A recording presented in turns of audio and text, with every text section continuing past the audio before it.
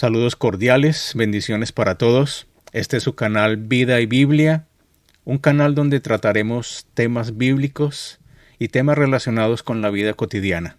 Sean ustedes bienvenidos. Continuamos con la lectura de la introducción de los libros de la Biblia. En esta oportunidad tenemos la introducción del quinto libro de Moisés llamado Deuteronomio. Título: el libro de Deuteronomio, el quinto libro de Moisés, recibe su título de la Septuaginta, que lo llamó Deuteronomion, que se traduce como segunda ley o repetición de la ley. Autor: según su propio testimonio, Deuteronomio es obra de Moisés.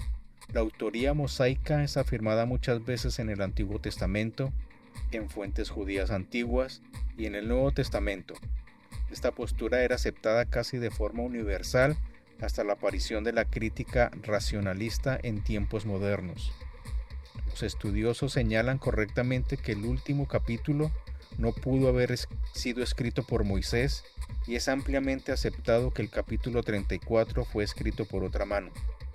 Es posible que Josué añadiera la descripción de la muerte de Moisés y de cómo él mismo fue aceptado por el pueblo de Israel, con el objetivo de enlazar su propio libro con la gran producción de Moisés.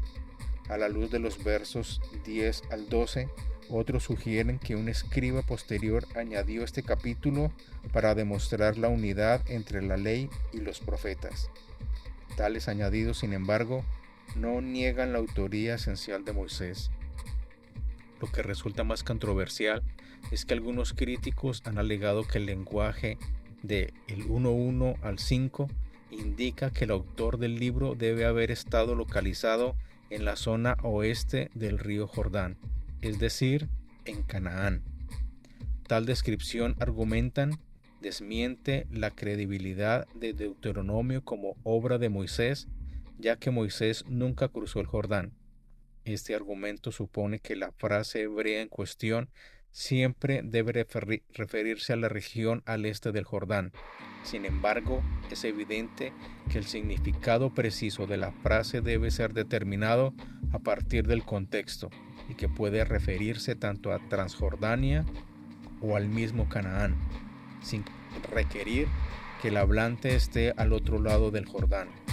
En este punto se refiere a la región al este del Jordán, como indican claramente las descripciones geográficas. Fecha y ocasión. En el siglo XIX, algunos críticos bíblicos afirmaban que Deuteronomio fue escrito alrededor del 620 a.C.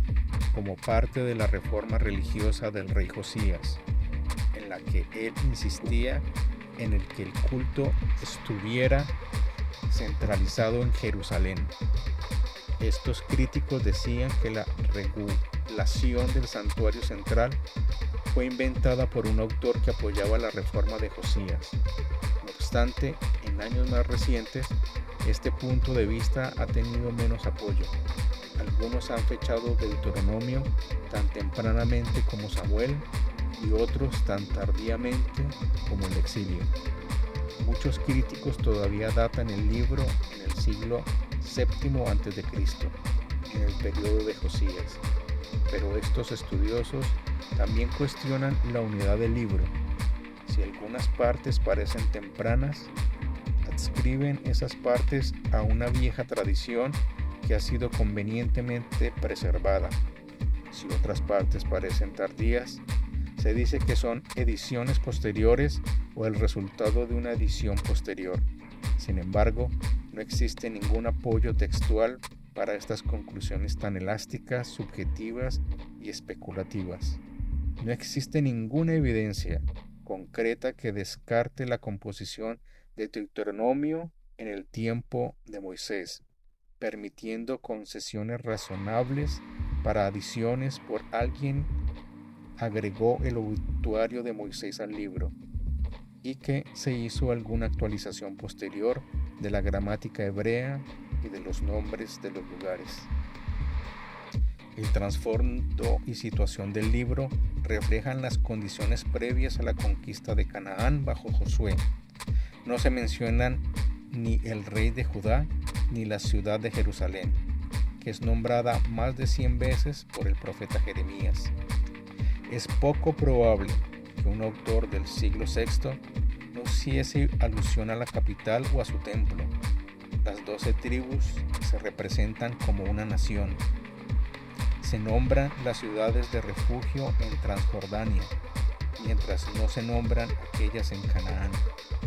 No se usan los nombres babilónicos para los meses y no hay préstamos lingüísticos persas en el vocabulario, a pesar de que sería de esperar que tales palabras aparecieran en una obra supuestamente escrita durante el periodo en que esos imperios eran dominantes. Moisés, Aarón, Josué se nombran, pero no se mencionan personas o incidentes históricos posteriores. Es poco probable que un autor posterior, incluso bien versado en las historias del pasado, pudiera evitar completamente el uso de términos tardíos y la mención de personas y sucesos de su propio tiempo.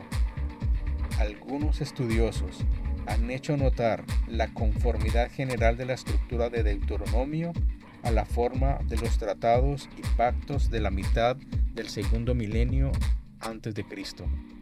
Estos encuentran los siguientes elementos de un tratado en Deuteronomio: un preámbulo identificando al mediador del pacto, un prólogo histórico revisando la historia previa de los pactos, estipulaciones exponiendo la forma de vida del pacto, una declaración de sanciones afirmando las bendiciones por la obediencia y las maldiciones por la desobediencia al pacto, una provisión para la administración del pacto después de la muerte del mediador que lo inauguró.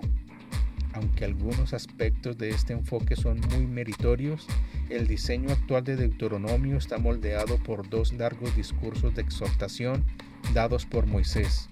Aunque estos discursos posiblemente copian en parte la forma original del pacto iniciado en el monte Sinaí, el texto de Deuteronomio incorpora esa forma dentro de la narración general del Pentateuco. Esta evidencia lleva a la conclusión de que Moisés, el legislador de Israel, escribió Deuteronomio antes de su muerte en el 1406 a.C. Género literario. Deuteronomio narra los eventos ocurridos entre los registrados en Números y los registrados en Josué. Moisés habló a los israelitas mientras estos todavía acampaban en los llanos de Moab, punto antes de que Josué tomara el mando y los llevara a la tierra de Canaán. El contenido de los discursos concuerda con su contexto. Moisés estaba a punto de morir y estas fueron sus últimas palabras para el pueblo que debía liderarlo durante los últimos 40 años. Distintivos literarios. Gran parte de Deuteronomio consiste en dos sustanciosos discursos dados por Moisés, exhortando a los israelitas a amar y obedecer a Dios. Habiendo concluido con éxito la conquista de Transjordania, Moisés desafió a los israelitas con estas palabras de despedida.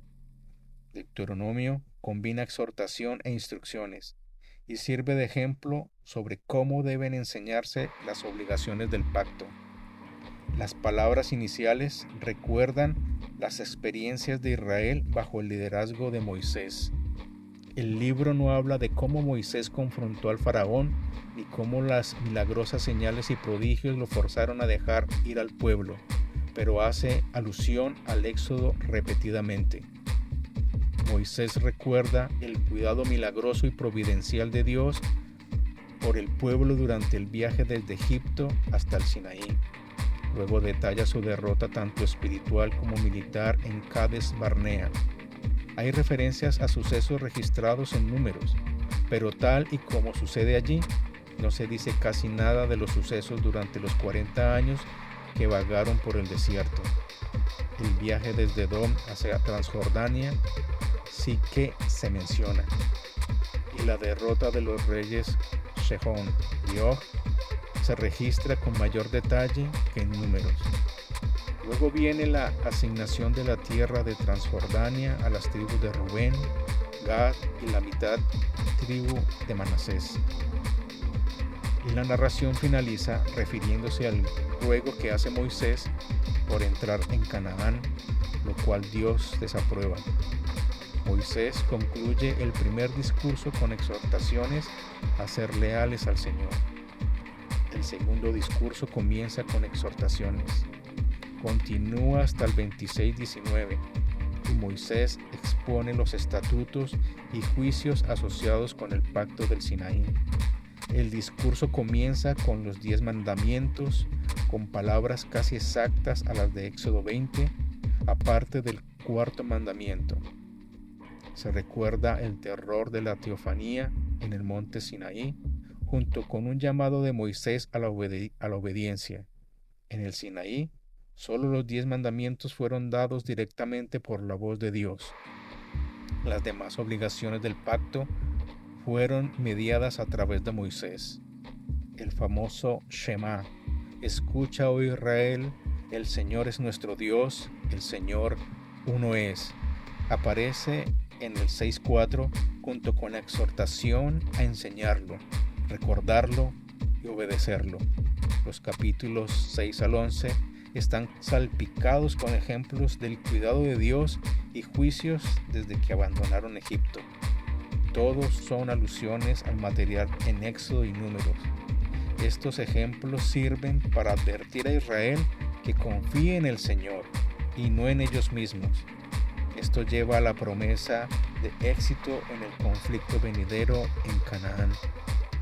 Los estatutos y juicios de los capítulos 12 al 26 incluyen regulaciones para el culto, alimentos limpios, esclavos y deudas, fiestas anuales, jueces, ciudades de refugio y varios asuntos de conducta. La mayoría de estos tienen algún paralelo al material que se encuentra en los libros previos del Pentateuco y se indican dichos paralelismos en los lugares apropiados. Los capítulos finales del libro contienen una mezcla de discursos más cortos de Moisés e informes narrativos. En los capítulos 27 al 30, Moisés exhorta una vez más a los israelitas a obedecer las instrucciones de la Torá que les ha dado. Moisés da instrucciones para que se celebre una solemne ceremonia en el valle entre el monte Ebal y el monte Gerizim, cerca de Siquem, tras establecer Israel un puesto seguro en Canaán. Moisés da estas exhortaciones e instrucciones haciendo énfasis en la obligación que tiene Israel ante Dios de escuchar y obedecer los mandatos del Señor. Las secciones finales del libro son igualmente importantes y poderosas. Incluyen la instauración de Josué como sucesor de Moisés, el gran cántico de Moisés celebrando la grandeza de Dios y su cuidado por el pueblo de su pacto, pero advirtiendo al pueblo de su inclinación a la desobediencia. El cántico de bendición de Moisés, dirigido a las 12 tribus siguiendo el modelo de la bendición de Jacob sobre sus 12 hijos. Y finalmente, el apéndice describiendo la muerte de Moisés.